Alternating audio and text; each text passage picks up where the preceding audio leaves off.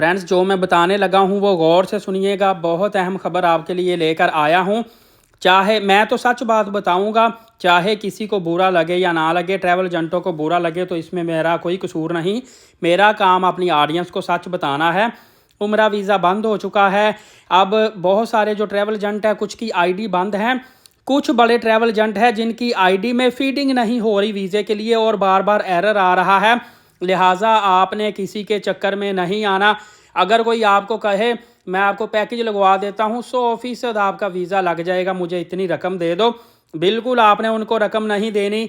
अलबत्ता जिन्होंने पहले पैसे दिए हुए हैं और इस इंतज़ार में हैं कि हमें हफ़्ता हो गया, 10 दिन हो गए हैं, ट्रैवल एजेंट हमें कह रहा है कि हमारे वीज़े आज आ जाएंगे, कल आ जाएंगे, और उन्होंने अप्लाई करवाए हुए हैं वीज़े, वो मैं सुजेस्ट करूंगा थोड़ा सा सब्र कर लें। वो ट्रैवल एजेंटों से बहस ना कीजिएगा, चाहे जितने दिन भी हो गए हैं, क्योंकि चांसेस हैं कि उनके वीज़े आ जाएंगे। हो सकता है फौरी तो नहीं आएंगे, हो सकता है हफ्ता लगे, 10 दिन लगे, 4 दिन लगे, लेकिन फर्दर आप वीज़ा जो अप्लाई करेंगे, उम्रा वीज़ा बंद हो चुका है, ऑलमोस्ट बंद है।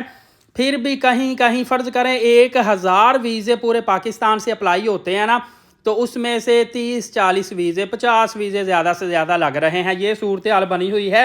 इवन के फीडिंग ही नहीं हो रही, टाइम इन्होंने शॉर्ट कर दिया है, बहुत ज़्यादा प्रॉब्लम आ चुकी है।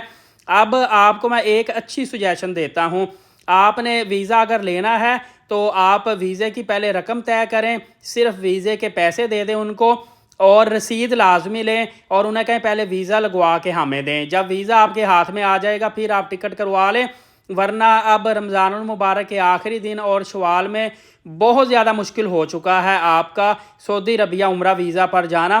क्योंकि मैंने बार बार आपको बताया है कि एक तो सॉफ्टवेयर में एरर आ रहे हैं, आईडी से फीडिंग नहीं हो रही जिससे वीज़ा अप्लाई फीडिंग करते हैं, और कोटा सिस्टम में जहां पे 1000 वीज़े रोज़ाना के निकलते थे वो भी अब तादाद बहुत ज़्यादा कम कर दी गई है। इसके अलावा 800 रियाल से ऊपर उम्रा वीज़ा की सिर्फ अकेले वीज़े की फ़ी कर दी गई है, और कंपनियां मनमाने रेट ले रही है। एक चीज़ भी आप देख लीजिएगा, आपकी उम्रा फ़ीस ज़ाया इस तरह हो सकती है, अगर आप पहले सऊदी अरबिया रहे हैं, कोई वायलेशन की हुई है तो आपका वीज़ा रिजेक्ट हो जाता है, तो ये नॉन रिफंडेबल फ़ीस होती है।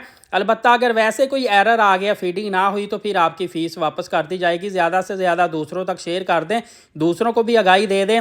और अगली वीडियो में मैं आपको बहुत बड़ी खबर देने लगा हूँ। अभी से एलीट साकिब यूट्यूब चैनल को सब्सक्राइब करके बेल नोटिफिकेशन को ऑल कर लीजिएगा, ताकि सबसे पहले खबर आप तक पहुँचे। नमाज कायम करें, नबी पाक सल्लल्लाहु अलैहि वसल्लम पे रोज़ाना कसरत से दुरूद पाक और कुरान करीम की तिलावत किया करें। इंशाअल्लाह अगली वीडियो में मिलेंगे। इजाज़त दे, बहुत शुक्रिया, जज़ाकल्लाह।